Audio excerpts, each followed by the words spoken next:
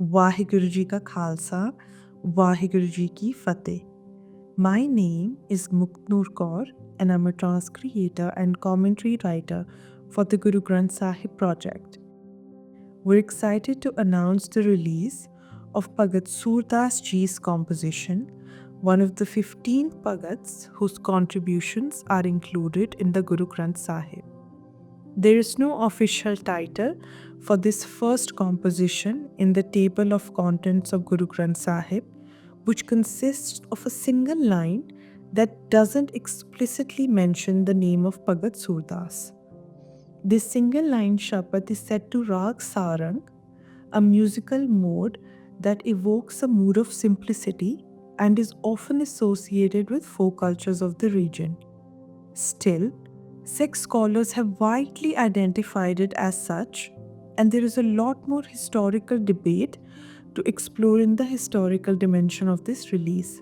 This collection is pretty unique in that the second Shabad this month is revealed by Guru Arjan Sahib, but is said to be an elaboration, a sort of speaking back or with Bhagat Surdas Ji's Shabad, and it actually even explicitly calls to Bhagat Surdas. It literally mentions his name, so it is really helpful to read these in conversations with one another. Further reflections on the Shabad are Chhad man har Bimukhan ko sang. Our team translates this as, O mind, renounce the company of those who have turned away from her. As we often see in the Guru Granth Sahib, this is another message for our minds, a thought for the self, a moment of reflection to renounce the company of those who no longer follow IkOankar, the divine. I think the word renounce, especially in English, can feel quite heavy and quite final, like casting off something into exile almost. The idea of renunciation, or in Punjabi, we understand it as tyag. It feels a bit incongruent with what I think is the general idea of Sikhi.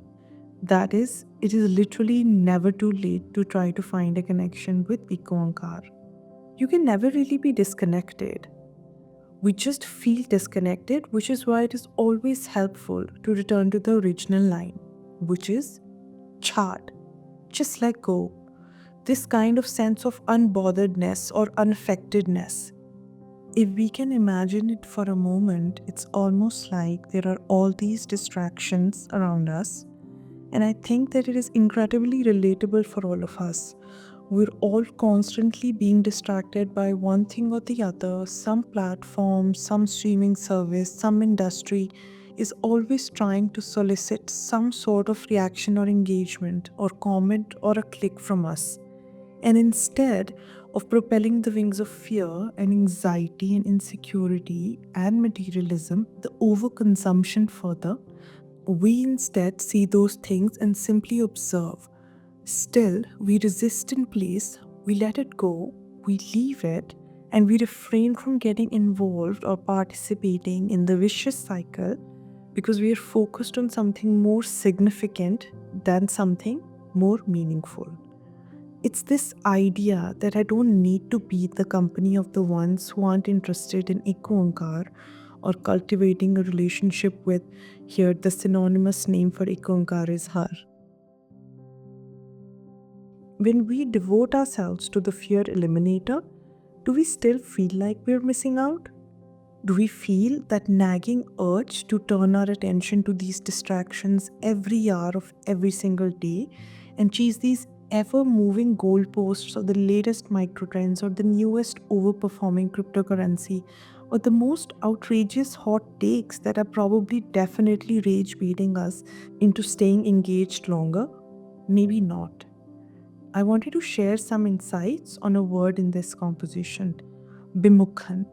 Popularly, this word is understood as disregardful and colloquially even referred to as Vemukh or Bemukh. But it's important to distinguish between a Vemukh and the frequently used in Sikh parlance Manmukh. We understand Manmukh as someone who follows their own mind and may be non-committed to the wisdom. Vemukh is quite different than that.